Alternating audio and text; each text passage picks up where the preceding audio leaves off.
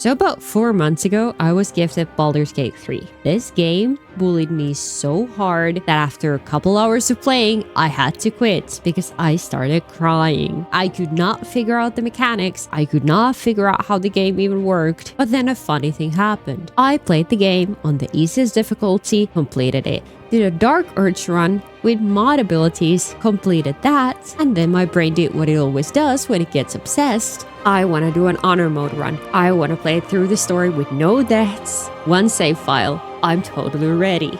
And this is that story.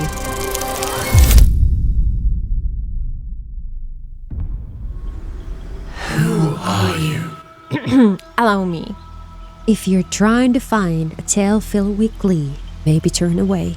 As you wake up, you have nothing but a pounding and an echo of a name in your skull. Haunted one. This will be the last time. Wait, who's dead now?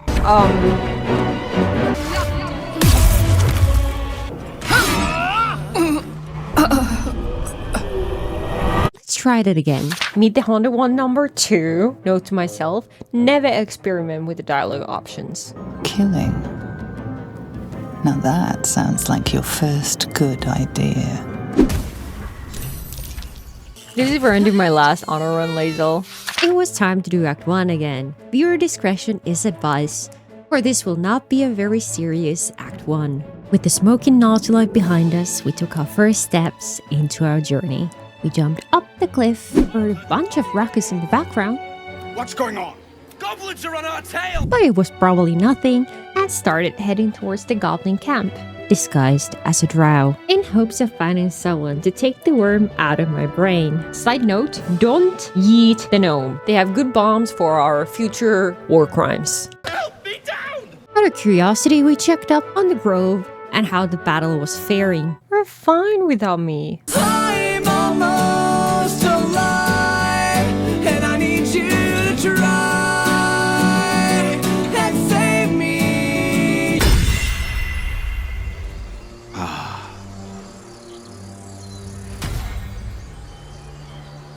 Man just walked away without even saying thank you. With everyone else back at the grove, we had made our way all the way to the goblin camp and found Breeze's Gut, who kindly offered us a free drink. And who could say no to that? Sweet dreams, freak.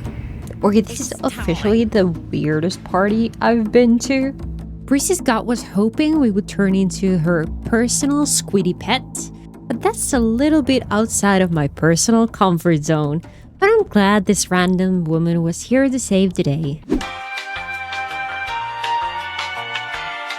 With Breeze's Gut taken care of, we continued our journey to the Underdark.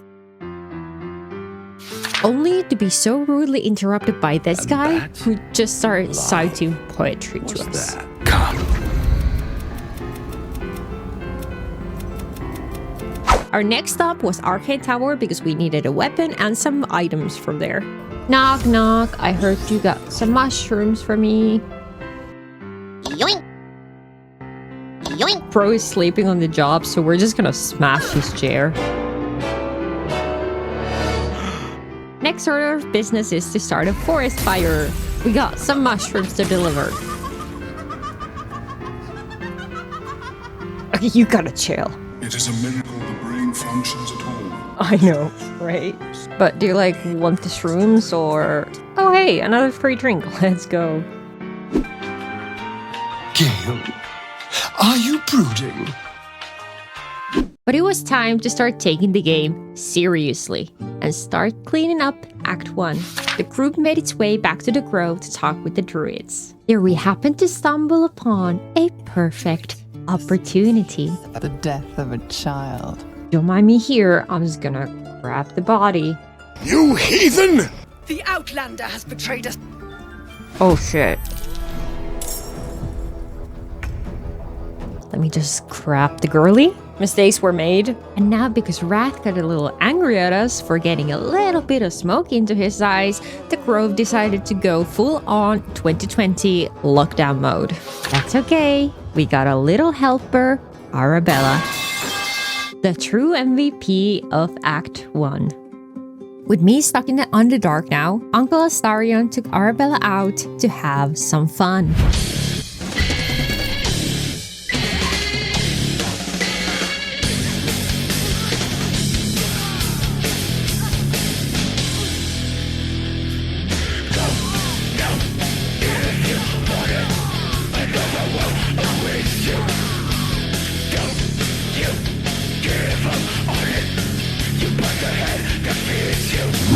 This gnoll seemed to be so terrified of Arabella that he glitched behind a wall. As Arabella was getting really strong from all the fun that she had been having with Uncle Astarion, a thought started to seep into her mind: Koga and revenge.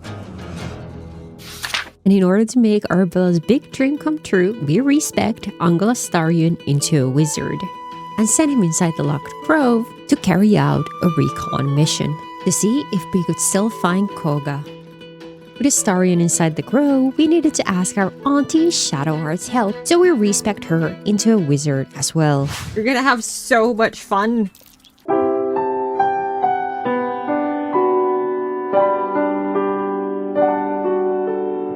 You ever scare me like that again, Mom, I'm fine.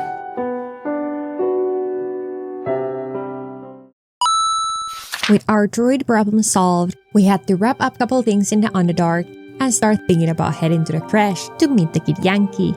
But before that, we had to say goodbye to our lovely little helper. Well, have fun with the weapon.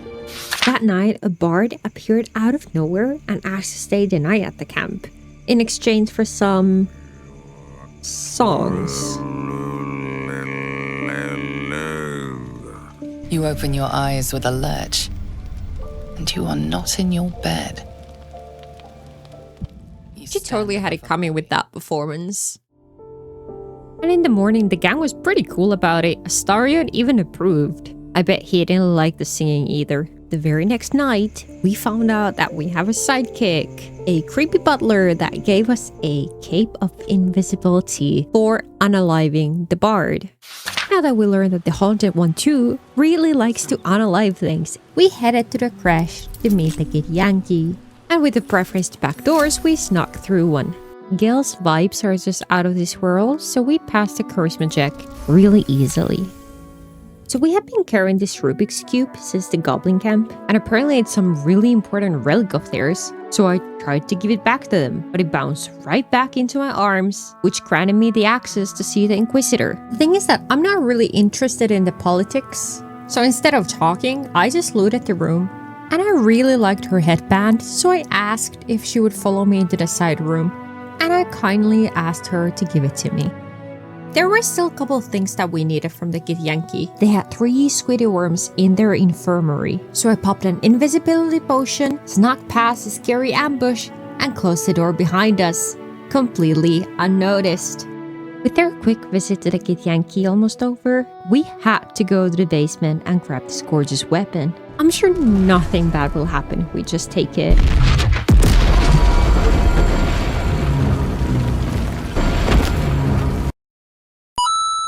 During our travels in the Underdark, we heard of this legendary forge. So we really wanted to pay a visit before heading to the Shadow Cursed lands.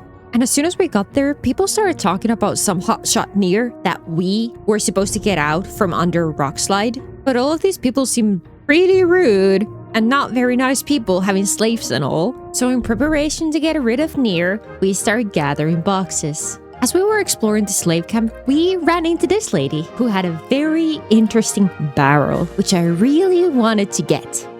I struck up a conversation with the lady, while Astarion snuck behind us and cracked the barrel for us, undetected. I'm hunting idiots.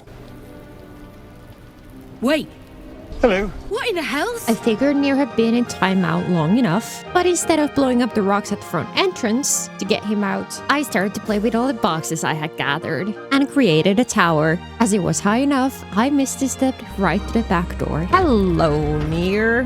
How is it going? Poor guy had been breathing in poison air this entire time. So it was high time we went on a refreshing walk down to the playground together. Nero was looking a little bit sad, all alone, so we went and grabbed some friends for him. Didn't you hear? Do I need to rip the extra flesh off your ears? Faster! Your actions have consequences. We're gonna need some ammunition for the next fight. They won't expect this. Look at that, a cute kitty cat. Oh my goodness. What? A wooden shield. All right. Throw garbage at it. Thou hast come! And with the creepy amulet, we were ready to end Act 1. A quick chat with Gandalf the Grey, who brought a message from Gale's ex-girlfriend, her telling Gale to blow himself up. The gang was ready to go visit the best holiday destination, the Shadowcurse Lands.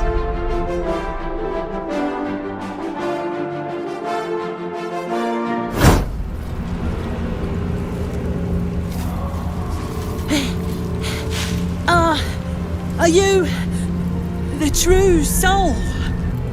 I am death itself with a tadpole in my skull and a sin in my heart. I'll take that as a yes. Listen up. Grab a torch, stay out of the dark, and move fast. Shadows have eyes. Well, our shadow has a heart. We sent God's favorite princess to deal with the shadow curse all by herself in the hopes of finding shelter for the rest of us. Not before long, Shadowheart ended up finding the Last Light Inn. They seemed even less welcoming than the goblins. But as soon as they heard that I'm just here on a holiday, they were happy to let me in. Settle in. Then come join me for a drink. It was time to do some shopping. Inside the inn, we met this lady who was talking something about the Moonrise Towers and Duke Ravengard. Honestly, it just sounded like a really nice money-making gig, so we ended up setting out into the darkness to seek Moonrise Towers. And soon enough, we reached the warm lights of our next holiday destination. Instantly upon entering, we noticed the quality of this place was much higher than the Last Light Inn.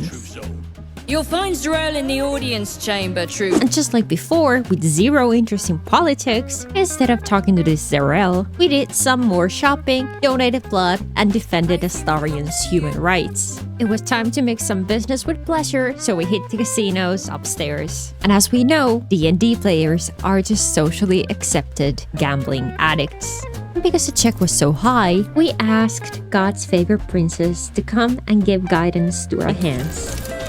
There we go. As a prize, we got a hat for Gale and this cool lantern that would give us protection from the shadow curse. And of course, we couldn't stop there. Let's go gambling! Aw, dang it. Aw, dang it. Aw, dang it. Gale's just chilling, aura farming. But don't quit till you hit it big. From here, we won a nice cape and some dusty old love letter to a man called Kethrin.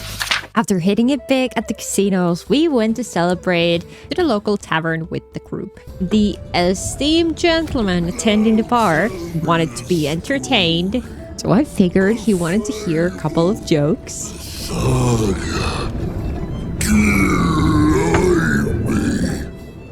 Okay. What do you call it when a cat wins first place at a dog show?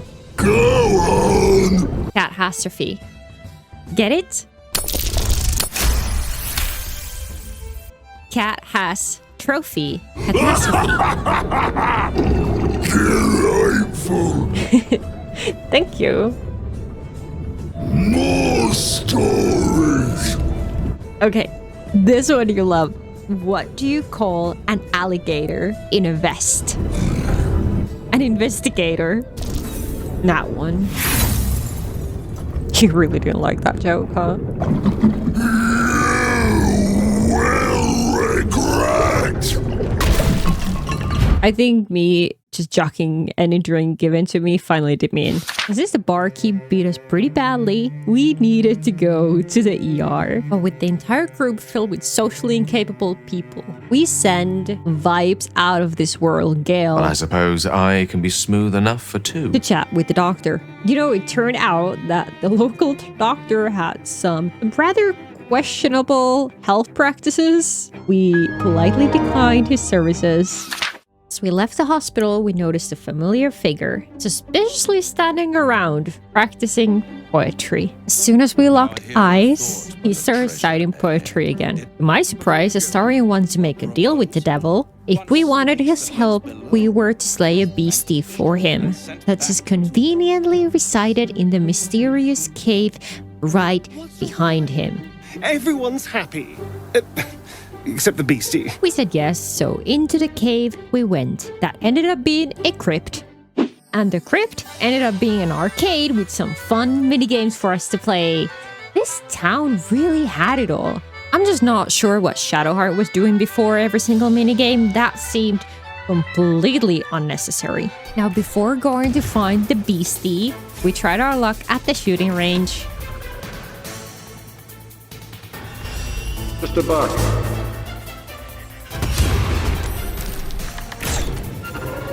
You know, surprise, I won. And I got a cool spear out of it. But on we went to deal with Raphael's beastie. He indeed was not happy.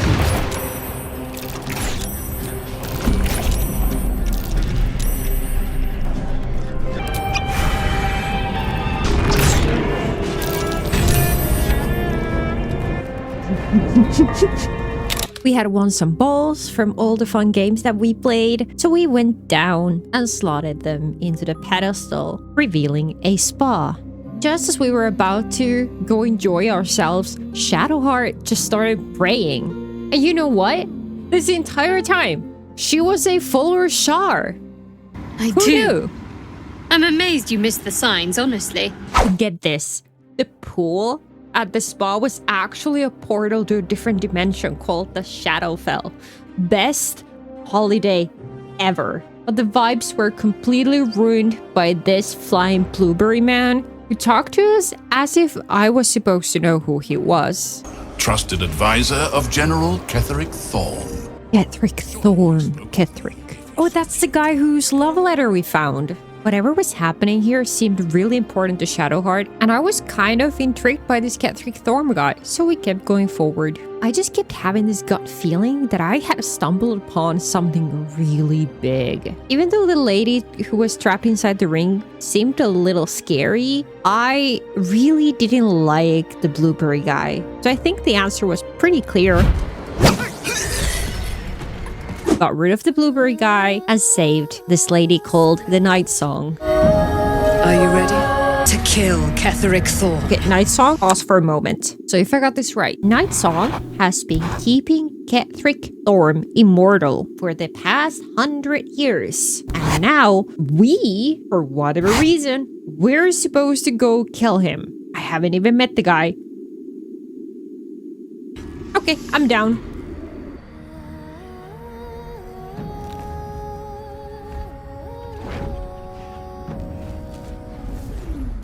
We headed to the Moonrise Towers to face Ketheric Thorm. And he could be found at the top of the tower. You! What have you done? The gods fight at our side!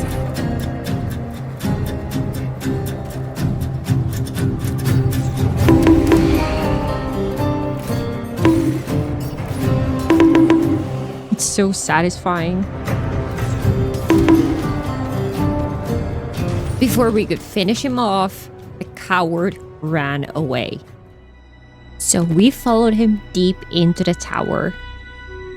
And we discovered 3 power buff girls, and they all controlled the same brain cell, who was apparently the mastermind, the absolute, the reason for the squiddy worms and everything. The Testament of Merkel! The plan here.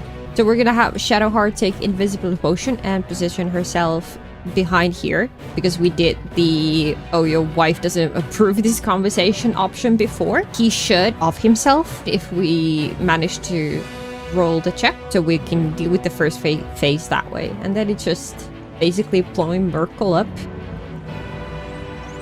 Right? It might go wrong. And it might go wrong really fast. Yeah. It's not looking too good.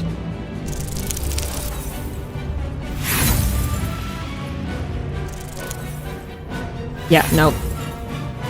I'm gonna have to do the first phase. Shit. Class is in session, guys. Welcome to Psychology 101. I'm Haunter12, and today we're gonna be learning about the 5 stages of grief. Who knows the first stage? You in the back. Yes, for those who didn't hear it, denial. In this stage, individuals cling on to a more preferable reality. Now let's go to our case study and see what happens there. That's so annoying. Can't believe I failed all the checks. Like what? 4? 4 tries to do it? And a +3? And who can tell me the second stage of grief? No one? Anger. Okay. That one did nothing.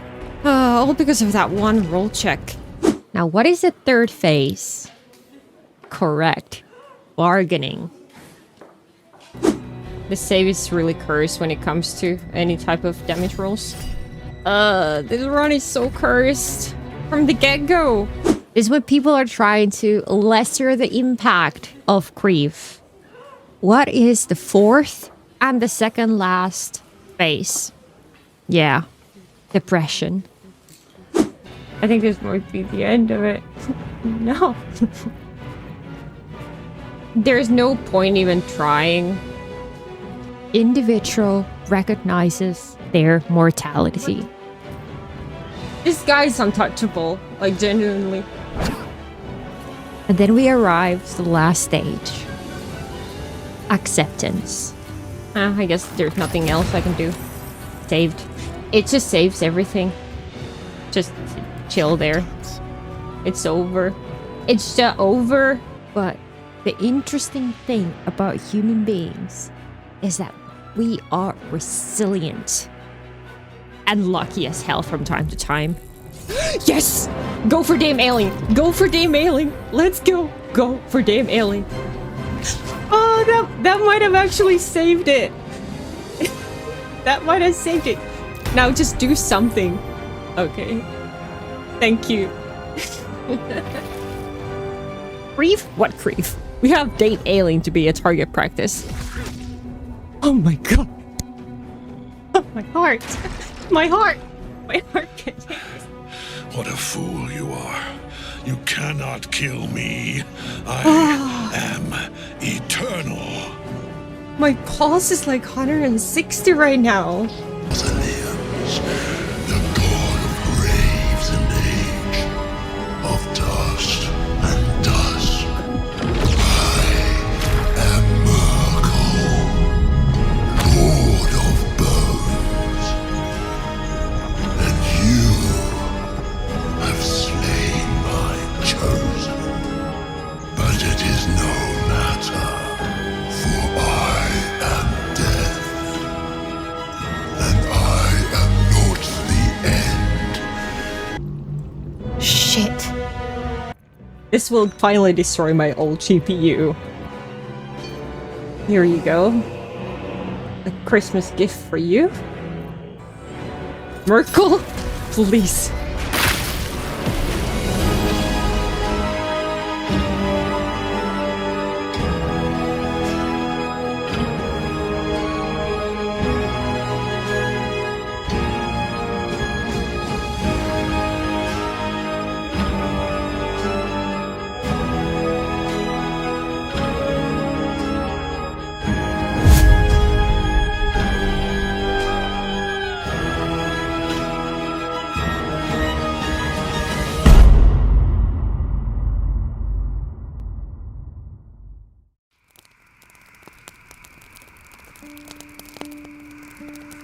You have uncovered the cult for what it really is. A plan of conquest orchestrated by the gods of death themselves. You have the power to thwart the Dead Three. If you follow this path to its end, the Elder Brain will not answer to the Chosen. It will answer to you.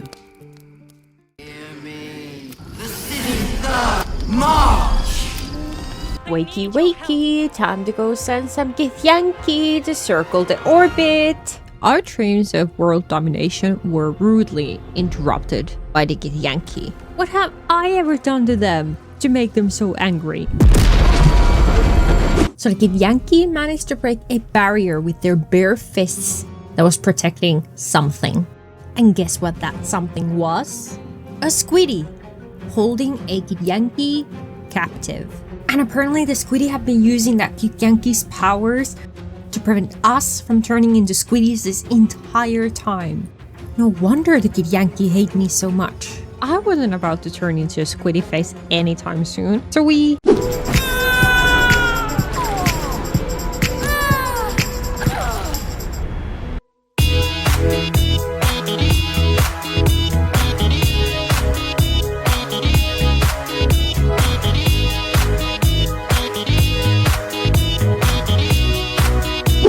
With the space avatars taken care of, our Squiddy friend offered us a special worm. Freak. Free snack. Must commune with what are you? Candy. I suppose if it works. But if you had opened your mind to it, rather than consuming it, your allies could have taken advantage of its powers. Sorry, I eated it. We have finally reached Baldur's Gate. Technically, we're just outside of the gate. In Rivington. Excuse me. I can't find my mum. Oh, a lost kiddo! Not the family type then, I take it. Our goal here in the city was set. We needed to get the 3 shiny stones that the Chosen once carried. With Getrick taken care of, all we had to do was find Orin. Be suspicious, don't be suspicious. And Cortash and get their stones. But first things first, there's another clown that we need to go bully.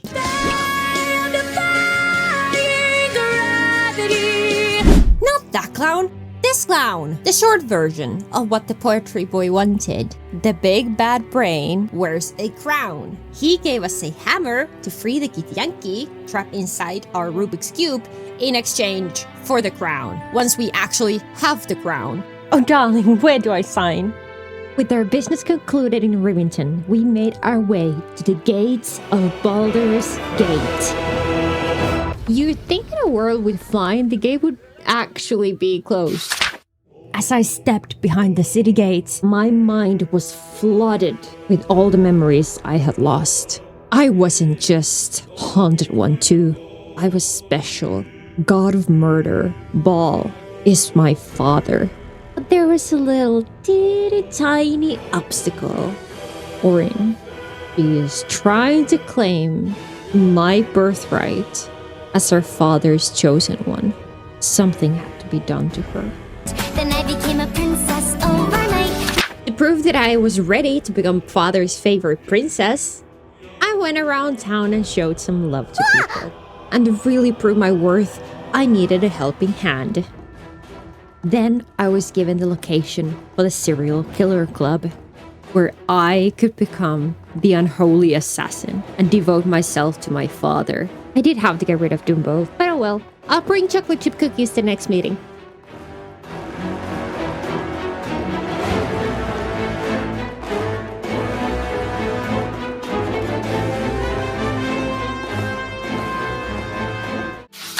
Before confronting Orin, it was a wizard I had to pay a visit and deliver some sad news. Lorcan had been trying to find the Night Song.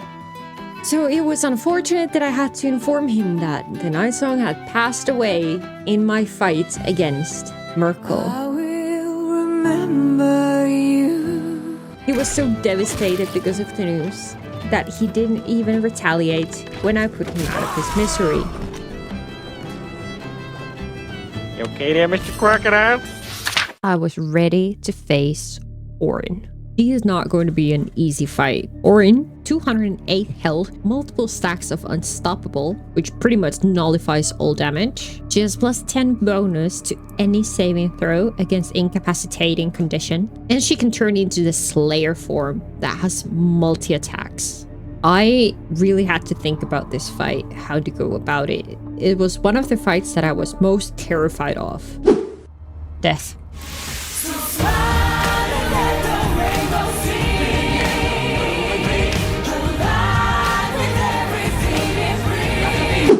That's 2 out of 3 dealt with. I could almost taste world domination. Plan A for Cortash was to become his ally and then let the big bad brain cell take care of him later. We attended his coronation, and after that we were invited for a private audience. Fourth wall break here, but do you remember the reason my first attempt ended? This will be the last time.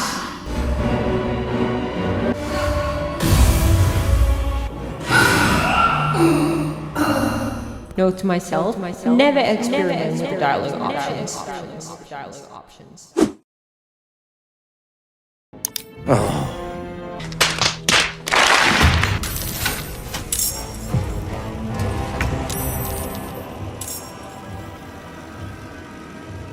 Yeah, and as the brave, about to rule over the world party leader, I ran away and let everyone else deal with the problem. Accidentally making Cortash my enemy is what I call the start of the Steelwatch Foundry arc. Plan B. Make the Cortash fight a little bit easier, we had to go and disable Steelwatch. He streamlined into the heart of the factory. With my top-notch stealth skills, we made it to the control room almost unseen. It was here when I realized my mistake. I had no way of actually destroying the control system. Plan C, do the Iron Throne prison questline and save Tobin's, one of the slaves' daughter, to get the recipe for the bomb. A submarine hidden deep in the city sewers took us to the prison. Cortash instantly threw a hissy fit and decided to blow up the entire place if I kept going. But lucky me, the kiddo we were supposed to save was already free. Because we had some extra time, we saved Duke Ravengard finally. Time to get that paycheck that I've been waiting since Act 2. With the daughter saved, we hurried back to the factory.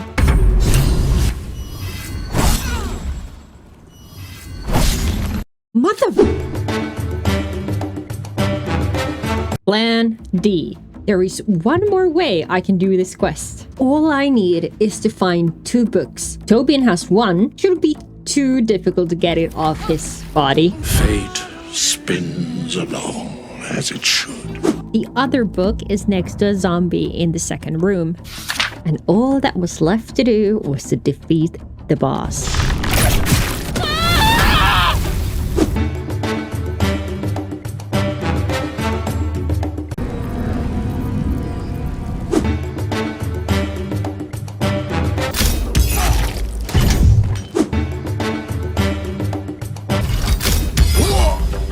Sweet that you care enough to murder me.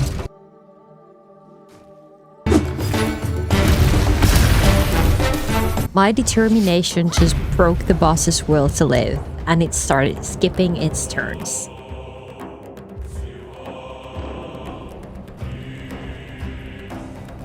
I guess the Baronmancy worked. It broke the boss.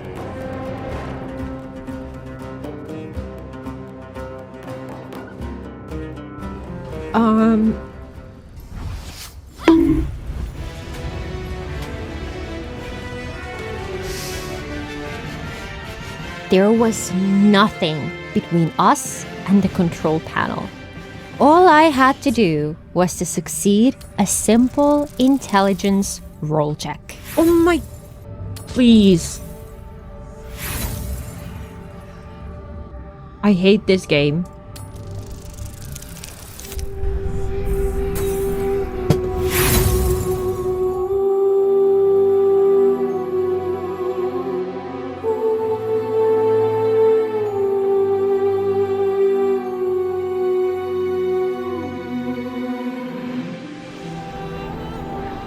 end?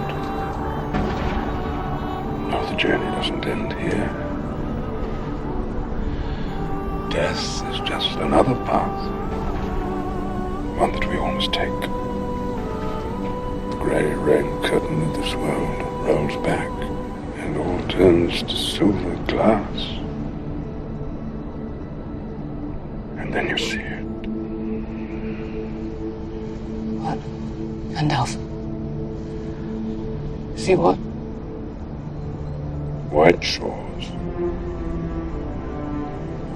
And beyond. Plan FU yeet his ass off his high horse. And for that, we had to lure him out of his office, sweep him off his feet, carry him down, and yeet his ass off the bridge. Say hello to Orin for me! I was ready to control the big bad brain cell. Finally, my time had come. The brain cell was hiding under the city. I went to confront the brain, trying to get it under my control, but I failed.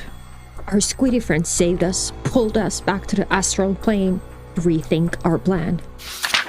Since our friend seemed to be a little bit unreliable and clearly had no clue what to do, I figured I would use my trump card here and free the Githyanki using the hammer Poetry Boy gave us. So we kind of just... With Squiddy Face out the way, we freed the Froggo Prince. He was a little angry at us, but you know, because we shared a common enemy, he did a huge favor and turned into Squiddy Face instead of us. Even though Baldur's Gate kind of started to look cozier, unfortunately I had no time to do any sightseeing in the newly organized city. So with the power of invisibility potion, I walked past every single fight and went on to confront the big bad brain cell. It was time to show that the couple hundred hours learning and preparing for this run was worth it. This fight is for the past me who started crying because of this game. And I'm pretty sure it was me who made the game cry this time.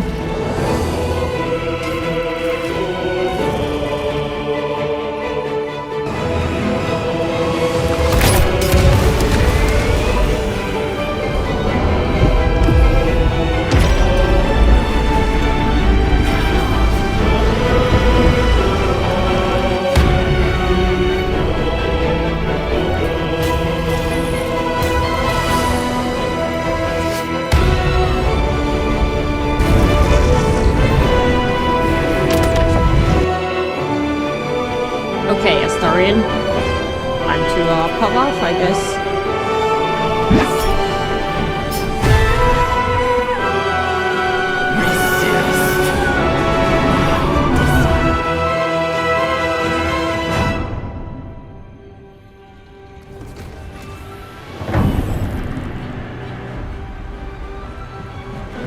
In Baal's name.